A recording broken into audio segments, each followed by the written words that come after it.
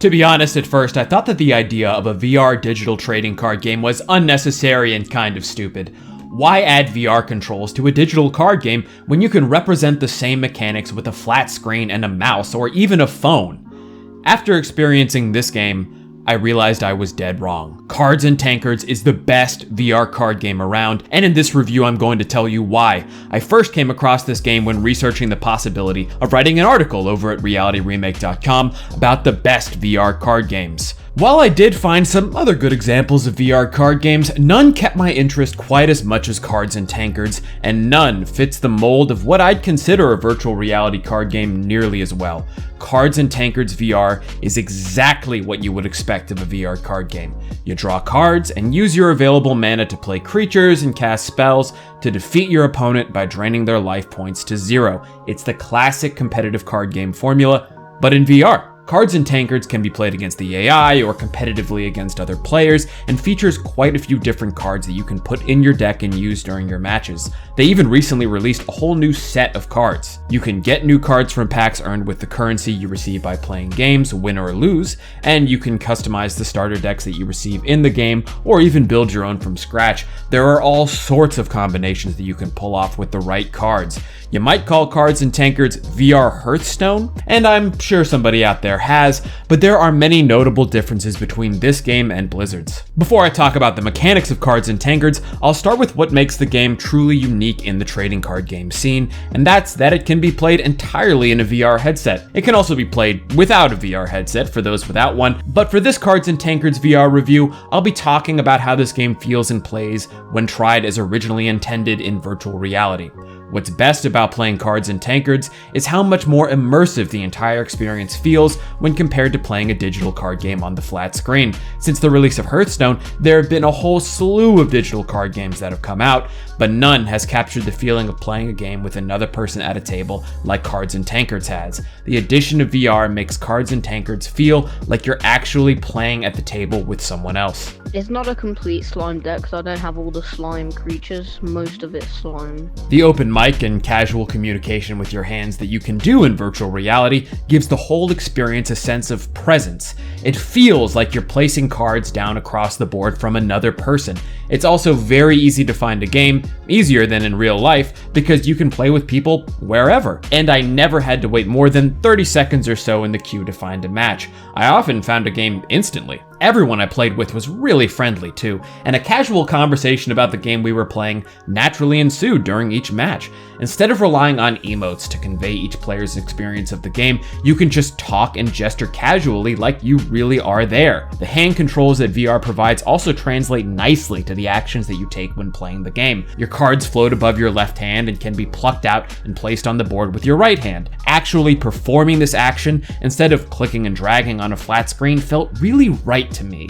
And then seeing that action play out with 3D animations and models looked great as well. The sense of spectacle and that you really are doing magical things with the cards that you're playing comes across much better in VR. To attack, you have to actually grab one of the 3D models of your creatures on the board and place it in the attack position, and gesturing and pointing to designate targets for spells feels really great as well. Some creatures even come with activation abilities that you use by tapping them on the head. You end your turn by grabbing and flipping over an hourglass instead of just clicking a button. These all sound like little things, and at first, I thought they were all inconsequential fluff, but the more I played the game, the more I realized that all of these little touches serve to make the game feel like you really are at the table, just like the ability to freely talk and gesture to your opponent does. Looking at the game is also just a pleasure. The developers over at Divergent Realities didn't miss the opportunity to use your immersive VR view of the game to add some spectacle. Your creatures on the board are actual 3D models and have death and attack animations that play out with the action. It's a lot more satisfying than seeing a number go down and an icon on a screen explode. Spells create wisps of magic and fire through the air as they hit their targets. I always really enjoyed looking at the effects of my card on the board. Anyway, now that I've fawned over how much I love the execution of a VR card game and the immersiveness of it all, let's talk about how Cards and Tankards actually plays. So I originally wrote this long, boring explanation that you would probably be bored to listen to, and it would take me forever to cut the footage together. So instead, I decided to just do this. Hey there, this is Reality Remake. in the game. I'm going to show you a few rounds of Cards and Tankards and kind of talk through what's happening. I'm going to be using the first deck that you get, the Plundering Guild. Playing against the AI here, I am just going to redraw, actually. I want to play something first turn. There we go. Accept that. Every time that you redraw at the beginning of the game, you draw one less card than you did before. So, I'm playing as the Plunderers Guild, so I have this coin resource here. I get one more coin a turn, but they don't regenerate all the way to max. Both of us have mana. Every turn, you get one more mana. Here, I'm going first, and we both start at 30 life, reduce the life to 0, and you win. This AI is playing as the Dungeon Master faction, and so they have this representation of them on the board. I'll go into that a little bit more and the differences between the factions later on in this video.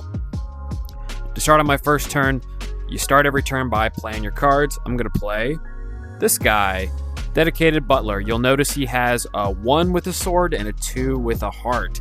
That means that he does 1 damage if he is fighting someone else, and he has 2 life. If his life goes down to 0, he dies. Life is a constant total, so if he takes 1 damage, he'll be at 1/1. And he won't regenerate life unless you play a card that would do something like that. So I played this guy. If I had any creatures to attack with, now I would move them forward to attack. But you see he's got these little Z's going over him. Since I just played him, he has a summoning sickness, or he's exhausted rather, so he's turned to the side and he's sleepy. Can't attack with him, so I'm going to turn the Hourglass to pass the turn on to the bot, who plays a creature. You can always mouse over the creature to see their details. So it's back to my turn. I'm going to start by playing a guy. And now I'm going to attack by moving Butler Man forward. And now, when I turn this Hourglass over, I'll have finished my turn, declared my attackers, and now it's the opponent's turn to declare who they want to block with. They block, they fight, and that's that. Since he blocked this guy didn't do any damage to him. And he plays another creature. Then he doesn't attack with anything, and now it's back to my turn. So some activated abilities and cards will give you, will let you target creatures. So like I played this one. This gives, this is basically like a way to enhance a creature. This is a card that you get early on in the tutorial. I'm going to play that. And now that I played it, I target the creature that I'm going to enhance by just pointing at it, clicking the trigger. Boom. Cool. Now that I've used my mana, played my cards, I declare any attacks that I want to do. I'm going to do that again and turn the Hourglass. Then they fight each other again, and the opponent turns the Hourglass like you just saw whenever he's done blocking. And it sort of just goes on like that, back and forth. Oh, see, he attacked because all my creatures are exhausted, and because they're exhausted, they can't block. I can't block with anything, so I turn the Hourglass, he hits me. And this keeps going back and forth until one of us hits 0 health.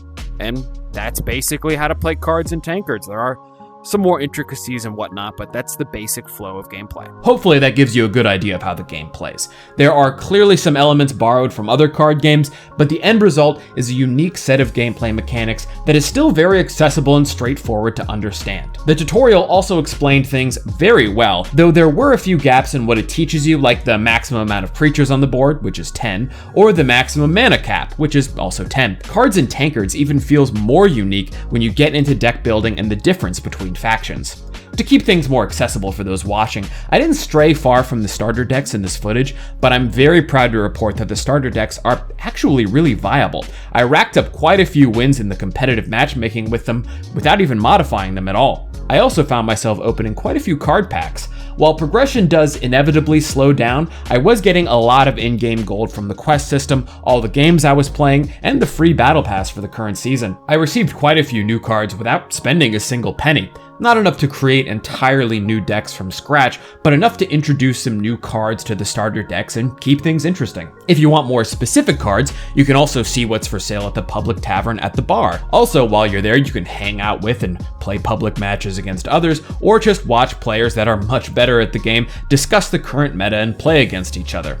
The social aspect of Cards and Tankards comes alive even more if you play in the public tavern, and I think this VR game benefits so much from having this open space where you can just hang out, share deck lists, and play some casual games. So Cards and Tankards, at least for now, doesn't have the problem that a lot of trading card games have. That is, to be able to have a chance against more experienced players, you have to buy a lot of cards, copy somebody else's deck lists, and then figure out how to play the deck. Sure, you can do all of that or make your own deck, but you don't have to. You'll start out with 4 mostly viable decks, one from each of the main factions. I played quite a few ranked games before making this review, and I won more than I lost, even against opponents with custom-made decks.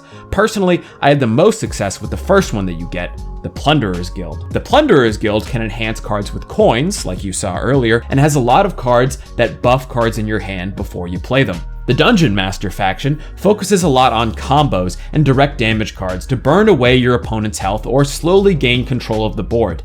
I especially love that you will actually get a Dungeon Master creature on the board that shares a health pool with you, giving you as the player a direct representation as a creature on the board. Also, some of them have really great abilities. The Augur Order faction has a special mechanic where they can use contract spells, which have a constant effect on the game board as long as you meet the requirements for it, like their best spell of all, which makes all of your creatures deal damage equal to their health as long as you have 3 creatures with more health than attack on the board. With a lot of high health, low damage creatures, this card is really powerful and can tip the balance of the whole game. The last faction is the Wild Horde. I played this one the least since they didn't have a single mechanic that really made them stand out and be as interesting as other factions, at least in the starter deck, but they do have some pretty unique cards and seem to focus a lot on buffing creatures to deal a lot of damage and drawing and playing a lot of creatures to overwhelm your opponent. There is so much more to talk about in this game. Entire YouTube channels have been created to cover the ins and outs of card games, and as in-depth as I like to make my reviews, I can only scratch the surface of the intricacies of a trading card game as enjoyable as Cards and Tankards in a single video. I do have a few minor gripes with this game. Some models and animations, as much as I like them, do miss opportunities to be a little more impressive. I wonder what sort of spectacle this game could be if the developers really went all in on the effects and made the animations for creatures a little more expressive. Mostly they just kind of whack each other. If I have a wizard creature on the board, I'd rather they throw a little fireball or something instead of just swinging their staff to do damage. The presentation of the board is still leaps and bounds beyond what a non-VR card game looks like, but it could be even better. The same goes for the sound. It's a little basic and could use a little more love.